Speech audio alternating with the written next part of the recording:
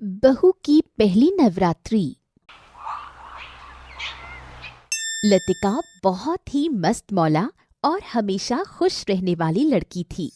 कुछ ही महीनों पहले लतिका की शादी तरुण से हुई और वो अपने नए घर आ गई, जहां उसकी सास कामना उससे कुछ न कुछ नया करवाती और वाहवाही लूटती।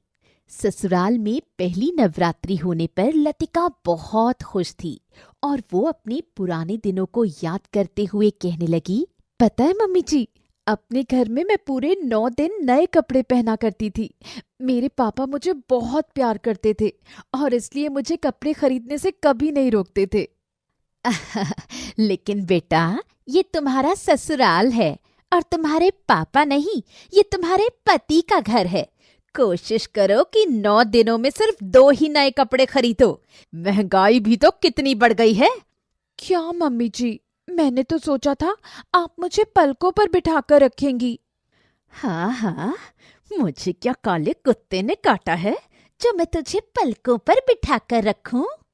लतिका पूरे मन से कोशिश करती है कि वो पूजा सही समय पर करे और किसी भी तरह की शिकायत का मौका किसी को न दे। रोज की तरह लतिका देवी माँ के लिए बगीचे से फूल लेकर आती है, लेकिन अचानक उसका हाथ टेबल से टकरा जाता है, जिसकी वजह से फूल नीचे गिर जाते हैं। अरे अरे, तूने ये क्या कर दिया? क्या तूने ये भी नहीं सीखा कि किस तरह से पूजा की तैयारी की जाती है? सारे फूलों को गिरा दिया। ये तूने बिल्कुल अच्छा नहीं किया। लेकिन मैंने ये जानबूझकर नहीं किया माँ जी। ये सब लतिका का पति तरुण देख रहा था और वो अपनी माँ को कहता है कि छोटी सी बात के लिए लतिका को ना डांटे। इस बात से लतिका की सास नाराज हो जाती है क्योंकि तरुण ने आज लतिका का साथ दिया।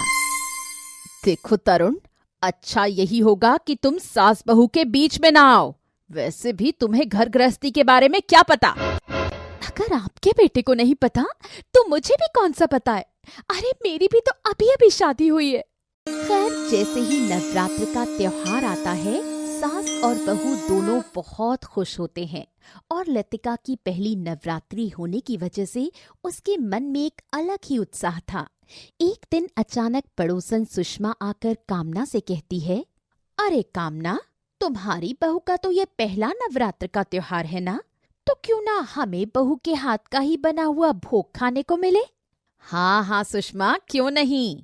अरे बहू, तुम जरा शुद्ध घी का हलवा बनाकर माता रानी को भोग लगा दो और उसके बाद हमें प्रसाद दे दो। सास के आदेश का पालन करते हुए लतिका पूरे मन से हलवा बनाती है। वो हलवा जाकर पड़ोसन को दे आती है और तभी लतिका को उस डब्बे को देखकर समझ में आता है कि जो उसने हलवे में पीसी हुई शक्कर समझ के डाला है, दरअसल वो नमक है। शक्कर तो दूसरी तरफ रखा हुआ है। ये देखकर लतिका बहुत घबरा जाती है और जैसे ही वो दौड़कर बाहर के कमरे में बैठी हुई पड़ोसन और सास के पास जाती है तो देखती है कि सास ने उस हलवे का भोग लगा दिया है और वो डरते हुए कहती है, मम्मी जी, वो हलवा आप अरे हकला क्यों रही है? और तू यहाँ कैसे? तभी वहां पर पड़ोसन कहती है, अरे वाह कामना, तुम्हारी बहू के हाथ का हलवा खाकर तो मजा आ गया। मुझे तो अपनी माँ के हाथ का हलवा याद आ गया। माता रानी उसकी हर मुराद पूरी करे। ये सुनकर तो लतिका के पैरों से जमीन खिसक गई, क्योंकि वो तो डर गई थी कि हलवे में उसने नमक डाल दिया है। लेकिन तारीफ मिलने के बाद वो समझ गई कि वो माता रानी की कृपा है, जो लोगों को उसका बनाया हलवा पसंद आ रहा है। लतिका बार बार अपने मायके को याद करती, जहाँ बड़ी ही धूमधाम से नवरात्रि का त्योहार मनाते हैं, और अब वो ससुराल आकर भी नवरात्रि का त्योहार वैसे ही मनाना चाहती थी। इसलिए उसने पूरे घर को बहुत खूबसूरत तरीके से सजाया। खास तौर से माता रानी की मूर्ति को उसने नई चुनरी और पूरे श्रृंगार के साथ तैयार किया। सास ये सब देखकर बहुत खुश होती है और रौब झाड़कर कहती है, आखिर बहू किसकी है? ये सब मैंने ही तो इसे सिखाया है। मम्मी जी, मायके में मेरा घर इतना ही खूबसूरत लगता था और मेरी माँ अपने हाथों से सजाती थी। ऐसा बोलने के बाद लतिका की सास चुप हो जाती है। जैसे जैसे नवरात्रि के 9 दिन आगे बढ़ रहे थे, वैसे वैसे लतिका की सास का रुख भी कड़ा होता जा रहा था। वो खुद तो भजन कीर्तन में चली जाती और लतिका को घर का सारा काम करना पड़ता। लतिका दिन भर के कामकाज से इतनी थक जाती कि उसके कुछ काम अधूरे रह जाते। क्या बात है, अभी तक तुमने खाना नहीं बनाया? अरे माना तुम्हारी ये पहली नवरात्रि है, इसका मतलब ये तो नहीं कि तुम खाना ही नहीं बनाओगी।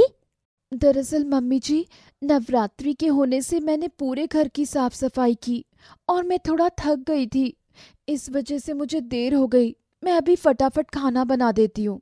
ऐसा बोलकर लतिका खाना बनाने चली जाती है और सास चुपचाप बैठकर टीवी देखने लगती है। नवरात्रि के 8वें दिन जब रात में सास गहरी नींद में सो रही थी, उस समय उन्हें कुछ आवाज सुनाई देती है।